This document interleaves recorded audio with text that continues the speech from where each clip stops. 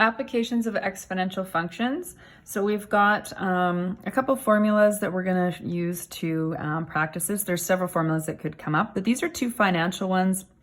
There are a few other financial ones too that you will most likely practice in your questions.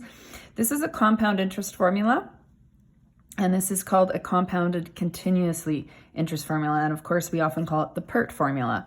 So what do the variables mean? A is the final amount.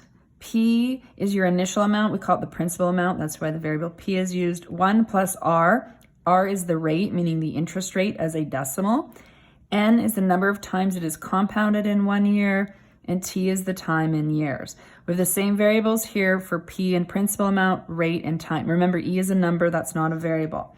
What does compounded mean? So if we look back at this N, compounded means once a year for annually. So that means that if I have money in the bank, they are going to take the interest on that once a year. Semi-annually, twice a year, quarterly, 4 times a year, monthly 12, weekly 52, daily 365.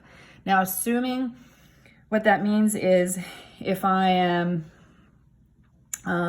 investing, for example, I would want it to be compounded more often so that at the end of every month, they add my interest onto my initial amount, and then they would take the interest based on that larger amount. So I would have my money grow faster.